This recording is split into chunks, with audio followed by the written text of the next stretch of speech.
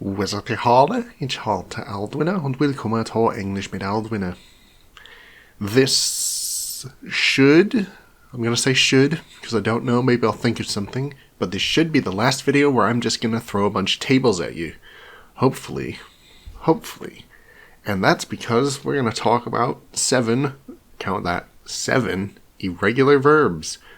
Don, willan, gan, libban, secgan, habban, and hycgan. So, irregular verbs are not strong verbs. I've already talked about strong verbs. They're consistent within themselves. Irregular verbs are not consistent, and you just have to memorize them. But, luckily, because this is all one language, even the irregular verbs have some similarities with the rest of the verbs. So, the vowel changes occur in the same place. The same forms that are identical are always identical. But you just have to memorize a bunch of stuff because it's not like there's a pattern to them. So, why am I putting the latter 4, which are called week 3 verbs if you look it up in like a linguistics-focused explanation of Old English? Why are they here? Why am I calling them irregular? Well, because even though we call them week 3 verbs, because that's what they historically were, there's not really any sort of pattern to them, so it just makes more sense to call them irregular and be done with it. So, yeah. Anyway, let's get on with the verbs. Gone, meaning to go. The present tense looks like a strong verb. The past tense uses a different stem entirely, which is eld. And this is very similar to the modern English, go, went. Except that basically, I guess modern English speakers say that they didn't like eld, so they just changed it to a different irregular verb. Hooray! So yeah, each ga, thu gast, he gath, we garth. Subjunctive, each ga, we gone. Sounds very strong verbish. Now for elde. And elde basically conjugates like a weak verb, which is good because it ends in a D. So, each elde, thu eldest, he elde, we eldon. Each elde, we elden. So that's gone. Willan, to want. The present tense is irregular. It has a bunch of differences to any other verb, and it's the most irregular one of the list, really, in the present tense. The past tense is, again, as if it were a weak verb, with the stem wold, which you'll recognize from the modern English word would, which, if you didn't know, because it's not very clear anymore, would is technically the past tense of will. Just a fun fact. So, each wille, thu wilt, he wille, we willath. And notice that wille and wille are different words. Wille, wille, wille, wille. It's a very difficult distinction to make if you're not very good at making double consonants. That's why it's important. Subjunctive, each thu he wille, we ye he willen. So, yes. And the past tense, again, as I said, it will be like a weak verb. Each wolde, thu woldest, he wolde, we woldon, each wolde, we wolden. So, yes, very typical weak verb. Wold, would, very easy to remember. Next up, dawn. The present tense is like it's a strong verb again, much like gone. I've made a note that there is a form that is irregular, which is each dom instead of each do, but don't bother with that. That's different dialect from what I teach. The past tense is again like a weak verb with a different irregular stem, dud, which again you'll recognize as the modern English did. So, each do, thu dest, he deth, we doth, each do, we don. And the past tense, each dude, thu dudest, he dude, we dudon, each dude, subjunctive, we duden. Now, the participles of dawn, willan, and gone, I've just lumped them all together because it's easier than just making 3 more slides.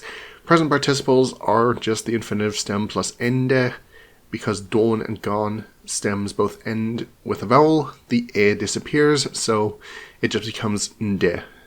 The past participles of dawn and gone are identical with the infinitive. These are reflected in the modern English words done and gone.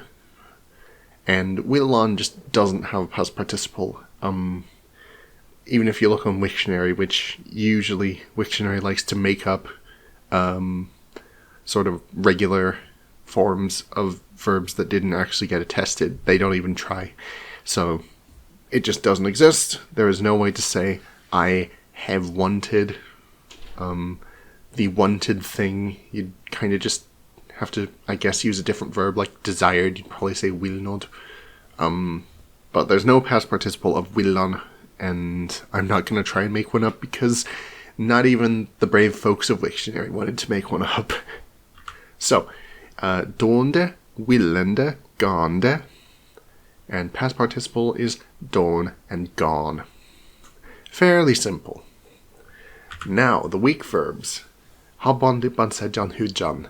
In the present tense, they all kind of behave like a weird weak one verb of the type fremon.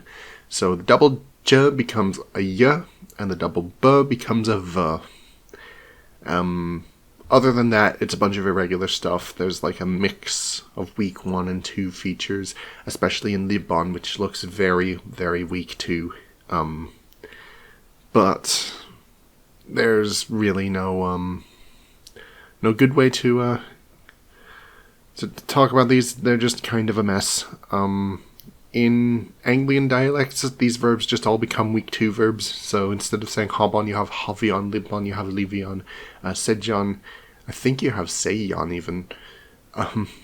Anyway, that's not the dialect we're learning. West Saxon has kind of the more conservative ones. So we're going to learn those. So, in the past tense, they all end in de, with no vowel coming in between. But the stems are all different, so you have to kind of memorize those too. As I said, irregular. So, habban. Ich habe, du hast, he hath, we habeth. Subjunctive, ich habe, we habben.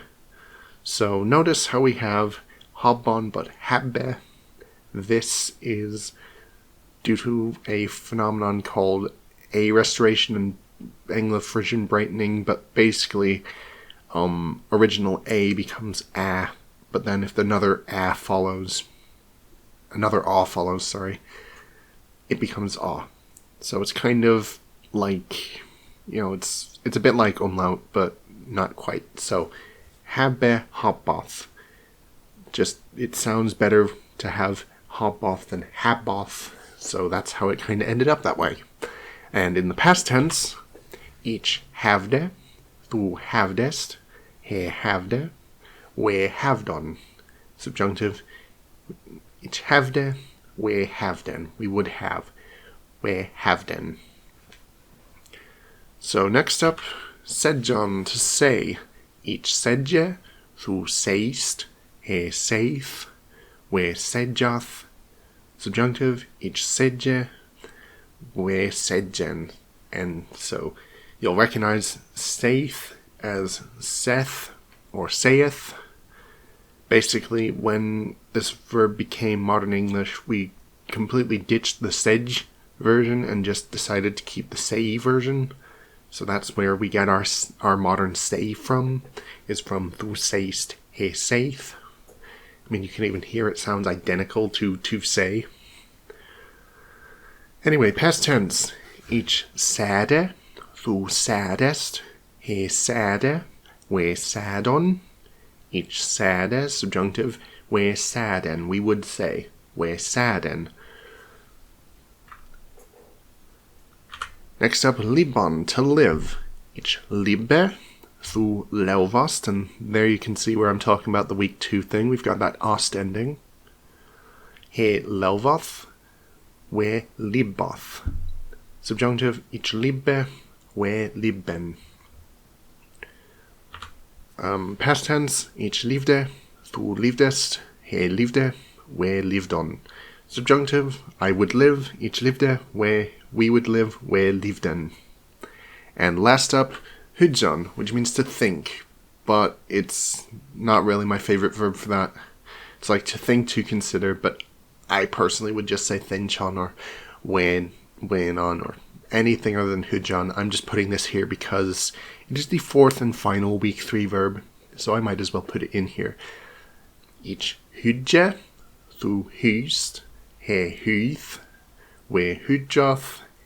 Subjunctive, I may think, ich hydje, we hydjen. And in the past tense, ich horde, du hordest, he horde, we hordon. Subjunctive, I would think, ich horde, we horden. So the imperatives, how to command someone to have, say, live, or think. So singular, hava. Again, there's that week 2 thing with the whole A at the end. Secgan, seye. Libban, lova. And hycgan, hyje. And in the plural, they just look like the plural present tense, as every plural imperative does. Habbath, setjath, libbath, hydjath. And finally, the participles, habban, habende. So having, haved, having had. I don't know when you'd use that, but that's a thing. Secgan, secgende, sad. Libban, libbende, lived, and hycgan, hycgende, hort. So I guess you could say something like having thought those thoughts. Thought, thoughtum, hortum. I guess that's something you could say. It's a bit of a weird one. These are less important to know than just the present and past tense. That's kind of the case for every verb. But as you can see, the present participle is regular as usual. Habban, of course, we have that A restoration, A brightening thing going on. But other than that, they're pretty simple. And the past participles are very similar to the past tense. Haved, sad, lived, hold. Havde, sade, livde, holde. Fairly simple. Alright, thanks for watching. Hopefully my next video will not just be a bunch of tables, it will be something like me explaining how to use some words, like how to use the cases. I appreciate you guys for watching me. Thank you for watching English mit Aldwine. Beeld Gesunde.